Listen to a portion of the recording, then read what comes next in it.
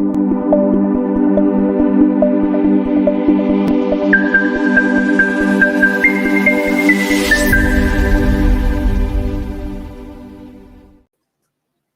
everybody. Thank you so much for joining us today. My name is Juan Carlos Brando, and for me, it's a pleasure to join all of you with this show with the attorney Kwasi Bediako in the law firm of Margaret W. Wong and Associates. Today is Thursday, the 21st of December, so Christmas or the holidays are going to be in 3 days. So Merry Christmas for everybody. Happy holidays. And if you have any questions today, we are about to finish this year, and hopefully next year is going to be much better than this one, even though this one has not been like a bad year. But there are some things that we're willing to plan for next year. 2024 is an election year, and hopefully a lot of things or good things are going to happen for immigrants. So let's welcome the attorney Kwasi Bediako. Good afternoon, attorney. How are you doing today? Good afternoon, Juan. Thank you. I am doing well. How are you? I'm doing good. And Merry Christmas in advance, or Happy Holidays. Merry Christmas, Juan. Thank you so much. Okay, attorney Kwasi. I will start with a question related to this new year, and I would like to talk about the delays that we're having in immigration. Why are some people that are still waiting for the TPS for a long time? They have been waiting for the TPS for maybe 2 years, almost 3 years, since 2021, 2022. 2 years that they have been waiting for the TPS and they have no answer. What's going on with them? Thank you, Juan, for that question. So I believe we are experiencing, and when it comes to delays, the USCIS, they experience a lot of delays. I believe there are a lot of changes going on. The law is complex. Procedures are changing. Officers are changing. They're making a lot of changes with the way they process cases. Certain things are going digital. Certain things, the way we used to do some filings are changing. And I believe all these are affecting the processing times. We're seeing this. I know TPS is being delayed. We are seeing a lot of U visa delays, and also I believe most of these agencies, specifically the USCIS, they are really overwhelmed because sometimes they introduce, let's say, immigration benefits for instance, the U visa, right? They introduced that they had 10,000 slots. Okay, I believe it's probably similar to the TPS. But then all of a sudden they have maybe 50,000, 70,000, 100,000 people applying for it. So with more people applying for it, there's going to be a lot more backlog than anticipated. And I believe that's what's happening. United States, it's a great country. Everybody wants to be here. Everybody wants to remain here. And that means a lot of people are coming in. A lot of people are trying to stay here. A lot of countries are facing, disasters. And I believe the more these things happen in the global scale, the more people want to be safe, the more people want to apply for protection in the US. And these are all contributing to these delays. It's not intentional. I don't believe it's intentional. I believe it's more of an overwhelmed system that's being overburdened. Yeah, it's the global phenomenon that is going on. Is some people are calling this a global migration. People are going from many places, moving around the world, trying to find a better life. But the thing is that, and this is something I really think for myself, is like it doesn't matter where you go. If you go to China or if you go to Russia, if you come to the United States and you don't find opportunities in any of those countries, then the problem is not the country. The problem is not even the system. The problem is you, that you don't know how to look for opportunities, or you cannot make your way. You don't know how to make your way in the place that you are at. So there are some people that are successful wherever they go, and people that are failing everywhere they go. So it's more than that phenomenon. Is people looking for answers and going different places, just trying to find a solution. But I don't know if you get my example, but it's like I can come to the United States from Venezuela, but if I bring my habits from Venezuela to the United States, I will have the same life.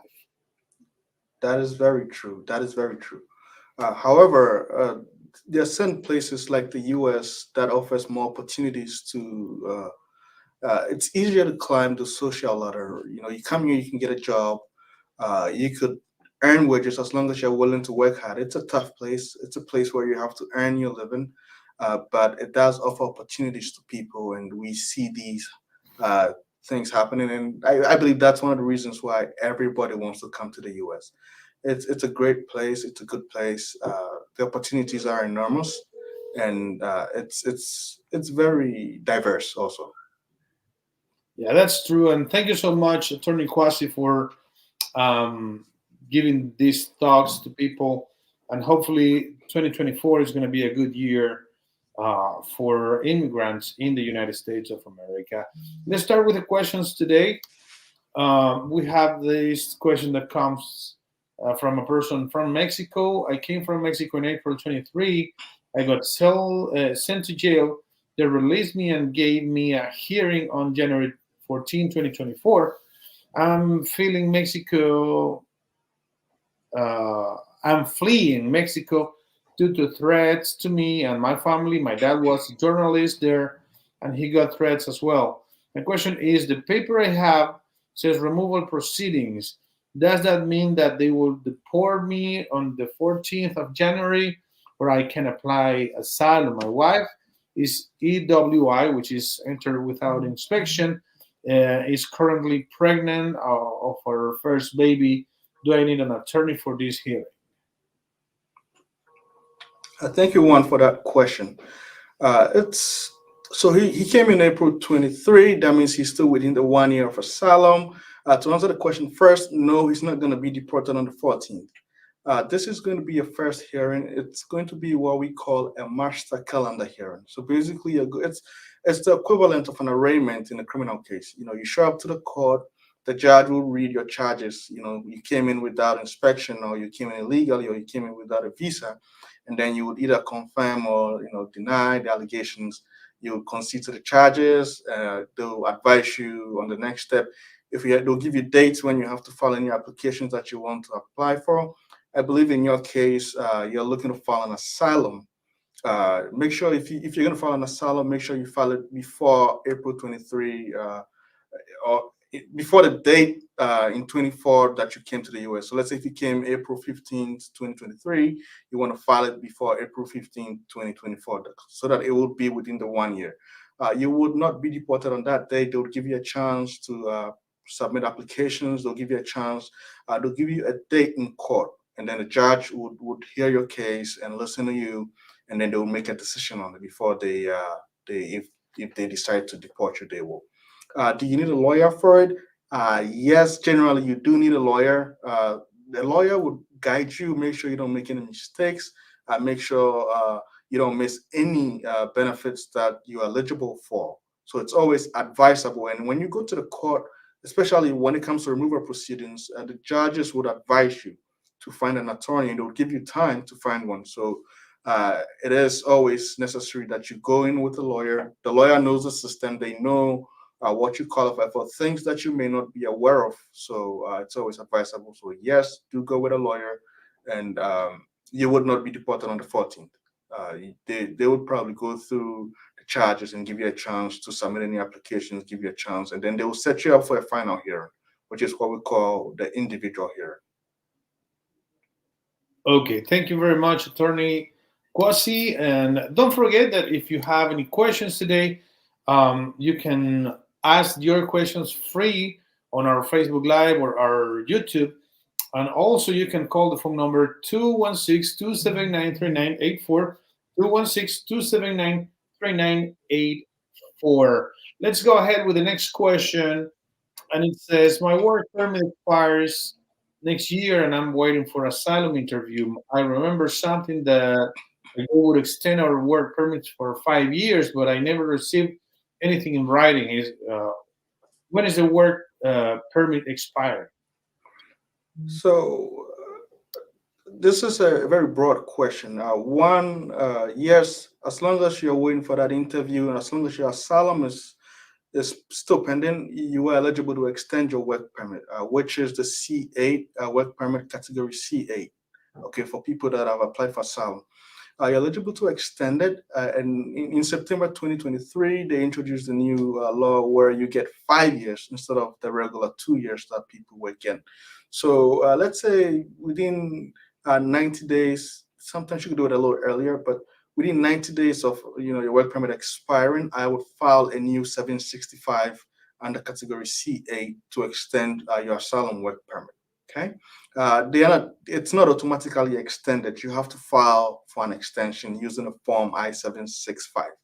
Uh, Once again, form I-765. If it's not the first one is free. If it's a renewal, you're going to need the filing fee, $410. Make sure you don't have any serious criminal records because that would come up when you are trying to extend it. Okay, thank you so much, Attorney Kwasi.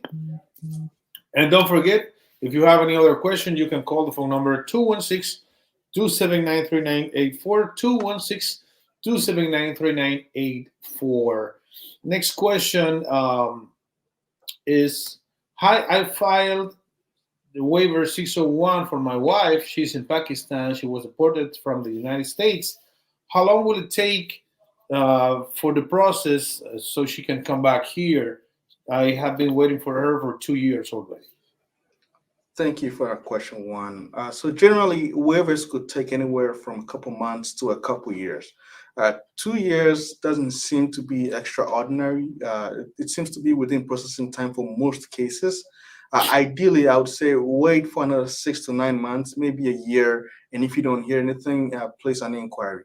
If you think waiting another year is too long, you could place an inquiry to the office that is handling or processing the 601 application. And I believe they will respond to you. They'll let you know the case is pending. It will take some time. Okay.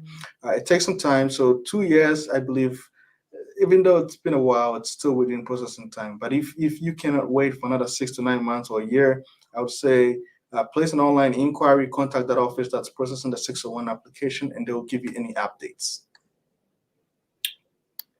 Okay, thank you so much. And yeah, so in this case, once the 601 is approved or granted, I don't know the correct word for the 601 waiver, once it's approved, what is the next step for this person to do?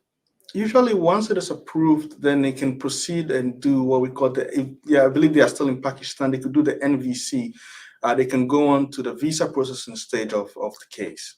So basically, the 601 is to waive any inadmissibility issues that the wife might have had that resulted in her being deported, right? So once the 601 is approved, now she can go ahead and do the visa processing portion, get an interview date, attend that interview, and hopefully get a new visa and come back to the US without any issues. Okay, thank you so much, Attorney Kwasi. Don't forget, the phone number is 216-279-3984, 216-279-3984. Attorneys in the law firm of Margaret W. Wong and Associates. They are working every day. Are we closing for the rest of the year after Christmas, or we're opening Tuesday, Wednesday, Thursday, and Friday? We should be open. I believe we should be open. It's regular days for us. We're here to serve. We're here to help our clients. And as long as we have clients, we are open. We will be here to help them. Okay, thank you so much. So if you want to call, the phone number is 216-279-3984. 216-279-3984 is the number that you need to call to talk to the attorneys in the law firm of Margaret W. Wong and Associates. So this next question says, I entered 25 years ago to the United States, no inspection. I got married to an U.S. citizen, and she wants to file for me. So we did the I-130. it took over a year to be approved. Now, the 601A, how long does it take for this 601A to be approved, and what happens after the waiver is approved? So, assuming you don't have any other inadmissibility issues, because as I know you enter without inspection, so that's a conk. You have that EWI issue, but assuming you don't have any other inadmissibility issues, it might take anywhere from a year, 2 years. Some have taken as long as 3 years. But once that 601A is approved, the inadmissibility issue pertaining to you entering without inspection would be waived. Generally, to be eligible to get a green card in the United States, you should have been inspected and admitted. Okay, that means come through the border, come through a port of entry. So it could either be through, if you're coming by land, let's say through Texas, California, Arizona. If you're coming by plane, either through like New York, Chicago, Washington, or any other airport. Since you came without inspection, you were not inspected and admitted. Okay, so the 601A is going to waive that requirement that you should be inspected and admitted, and then it would allow you to go ahead and pursue adjustment of status within the US, which is basically the technical term for green cards. Okay, thank you so much. And yeah, there are a lot of cases like this one. So, what is the processing time for these kind of cases? Because I remember seeing something on the screen a couple months ago that, for example, if you do certain processes in New York, it's gonna last 36 months. If you do it in Georgia, it's gonna be like 24 months. That depends on the state that you are filing the waiver. That's correct. So different offices tend to have different processing times. Averagely, usually you would look at least a year and a half. Averagely, a year and a half. But some would be as early as a year. Some would take about 2.5, 3 years. Always remember, the goal is to get that waiver. It's not how fast you get the waiver; it is to get that waiver. So how long it takes, it does matter. But ultimately, the goal is to get that waiver. So don't be too focused on how long it's taking. The focus is can I get that waiver and get that waiver? Okay, thank you so much. Well, I just want to remind everybody that the attorney Margaret W. Wong has offices in 7 cities of the United States of America. She has been working, or she built this huge law firm 46 years ago, and she started out of nothing. And well, she has been building this company and this law firm for a very long time, hiring attorneys and preparing attorneys like Attorney Quas Periaco, which is one of the masterminds in the law firm. And I say it not because you are here, Attorney Quasi. I say it because it's true. Uh, I'm not. I don't want to hurt anybody else's feelings, but there are 3 attorneys that I really respect a lot. I'm not gonna say who they are, but you are one of them. Thank you, Juan. And thank you so much.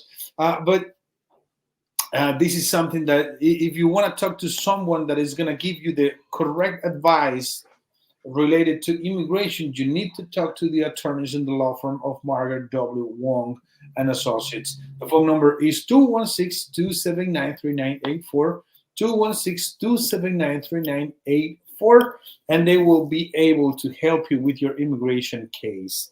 Um, 7 cities: Atlanta, Chicago, Cleveland, Columbus, Nashville, New York, and Raleigh, North Carolina. And it's just one phone number: 216-279-3984. Next question is, hi, what are the chances of winning cancellation of removal I have if I have a normal kid? I think it says if I don't have a kid with health issues. Unfortunately, every case will depend on the judge. It will depend on the facts of the case. It will depend on the circumstances. It will depend on equities that you have. So, off the top, I can't say what chances you have, whether it's 60%, 100%, 90%. Uh, it's going to depend on more facts. I need to know more about your case. Having a normal kid, that's just one portion of the case. I need to know how much equities you have, how long you've been in the US, and all. I need to know a lot more information about you to be able to give a proper prediction. No case is 100%, but then no case is also 0%. Okay, we would need more information to be able to say, okay, this is a strong case. This is a case that you're likely to win, and also it boils down to one thing: judges and the DHS, they have a lot of discretion. They have a lot of power. So they every judge's approval rating is different. So where you are, which city in which you are, which judge is handling the case, and then other equities in your case will determine the chances of you winning the cancellation case. Um, does having a sick child improve the chances? Probably, but that does not disqualify you if you have a normal kid. It might weaken your case, but it doesn't outright disqualify you. Okay. Thank you so much, Attorney Kwasi. And well, we're getting some interesting questions today that have been coming through our live today and also through our inbox. That we have lots of questions every day coming through our Instagram or Facebook. So thank you so much for everybody for your questions that are sent to our uh, social media. Okay, this is a person from India, and she's saying, "Good afternoon. My daughter lives with me in Chicago. I am her dad. She is 17 and is turning 18 in March 24. Can I file for her to get documents? I don't have documents either." Thank you for that question. That is a good question. Generally, can you file, or when it comes to filing, you have generally have to be a U.S. citizen or a permanent resident to file for your immediate relatives like your spouse or your kids. Okay. However, there are lesser known pathways that you can help your kids. Okay. There's something we call the special immigrant juvenile status. Okay, and this would based on your question, I can't tell, but assuming the kid's mother is not in her life, assuming the kid's mother abandoned the kid, abused the kid, neglected the kid. Okay, if your child is such a child, she may qualify for what we call a special immigrant juvenile status. Basically, you go to a state court, we try to get custody, and then the state court will make a determination pertaining to if the kid is an abused, neglected, or abandoned child. If the state court does find at least one of these factors that the child is either neglected, abused, or abandoned, with that finding, she may be able to apply for what we call a special immigrant juvenile status through the form I-360. Okay, but this is something that we would have to look at your case, look at the facts, see where her mother is, see the situation, and then we'll probably be able to advise you more on it. Okay, so do call our office. If that is a route that you could take, we'll be happy to do it for you. We do a lot of them. We do a lot in Ohio. We do a lot in Maryland, a lot in New York, and across different states in America. So do give us a call, and then we will look at your case, and then we'll be able to advise you if your daughter is eligible for it. Okay, thank you so much, Attorney Kwasi. Don't forget, phone number 216-279-3984. The next question is, I just got my TPS. I am from Venezuela. And in how long can I file for humanitarian parole for my wife? Thank you. Thank you, Juan. That's a good question. Generally, there isn't like a specific time limit that you have to wait to file for her, okay? But you have to have at least a history of working in the U.S., being stabilized in the U.S. To increase the chances that the humanitarian parole will be granted. Okay, so there isn't really a very. I mean, you're not going to go ahead and file it tomorrow, but there isn't really a specific time frame that you have to wait to apply for. You get the TPS. If you get a TPS granted, people with TPS status are eligible to apply for that humanitarian parole for their immediate relatives. So you can go ahead and do it. However, you have to establish yourself in the U.S. a bit. If you don't already have a history of working, paying taxes, and all of that, it might be a little bit more difficult for you to get it. But other than that, there isn't like a specific time period that you have to wait to apply for that. Okay, thank you so much. Um, Yeah, as long as they show that they have good income, right? Right, right. Okay. Yeah, it is interesting because we want to bring our family here to the United States, uh, but we need to show that they are not going to be struggling in this country after we bring them. Exactly. It's going to take some time to do the examinations, also to get the work permit. Is this work permit paid or is free? Uh, Off the top of my head, that I do not know, but I believe you should usually pay for it. Okay. Okay, so just be aware of that. And if you did your taxes good this 2023, I mean the 2022 taxes, then you might be able to file for them. But also, if you are going to file taxes on 2024, make sure that you have some requirements or that you fulfill some requirements from immigration so that they can see that you are earning enough money to take care of the family that you are trying to bring here to the United States. Well, I talk to a lot of Venezuelans, so because I'm Venezuelan, so I know a little bit about this. For how long is approved the C14 work permit? Thank you. Okay, thank you for that question one. So it depends. It depends. C14 usually you could get it through different applications like the TPS, like the what do you call it, the 360 SIJ version, like the U visas. Usually it's 4 years. Usually, a couple of years ago, it used to be 2 years. They would grant it for 2 years, but now the average is 4 years. You get a C14 work permit, it's going to be 4 years.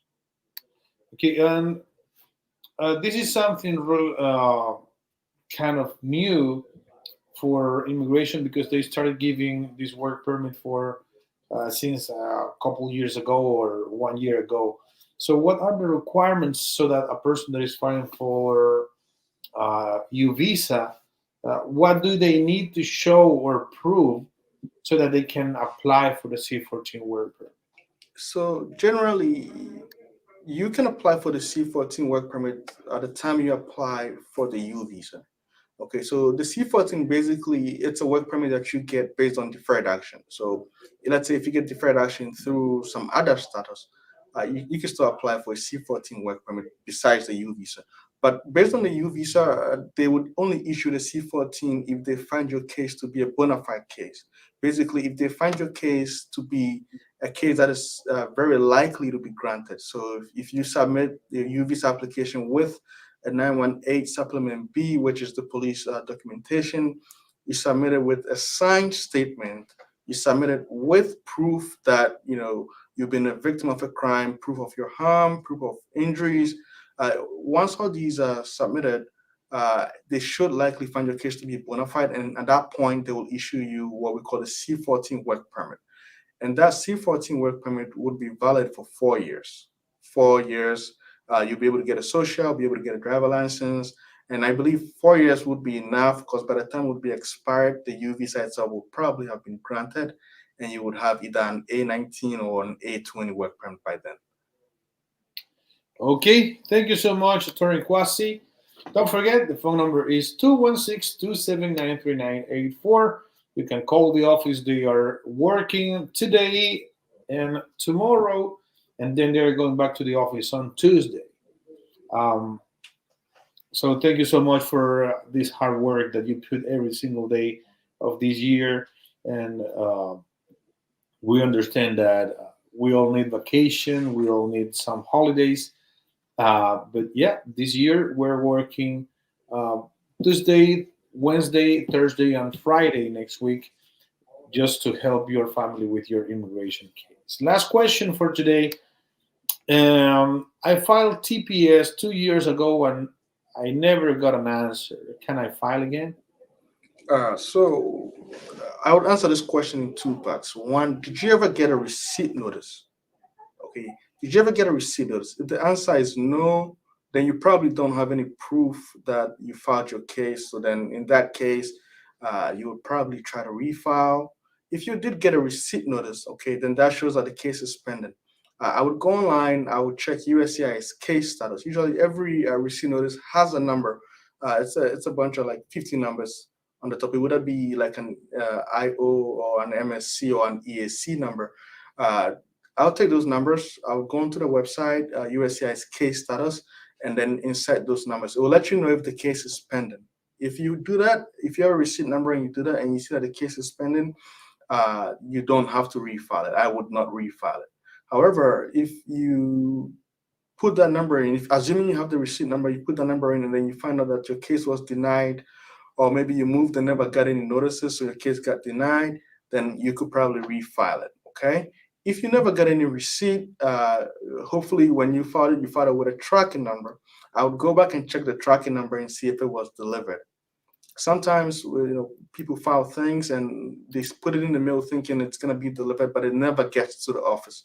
So when you filed it, if you had a receipt, if you had a tracking number, I would check the tracking number first to see if it's been delivered.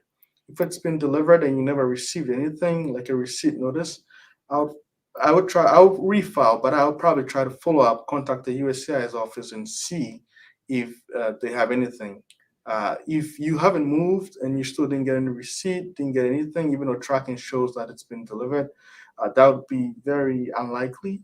But then I would go through all of that before I refile the application. Okay?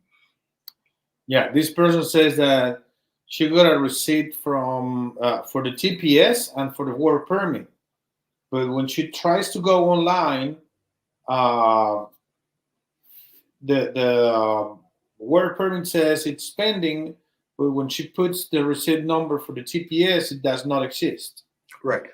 And that's a good question, and thank you for bringing that up, because cases like asylum, TPS, U visa, VAWA, usually they are humanitarian, and so the receipt numbers would not show up when you run them online.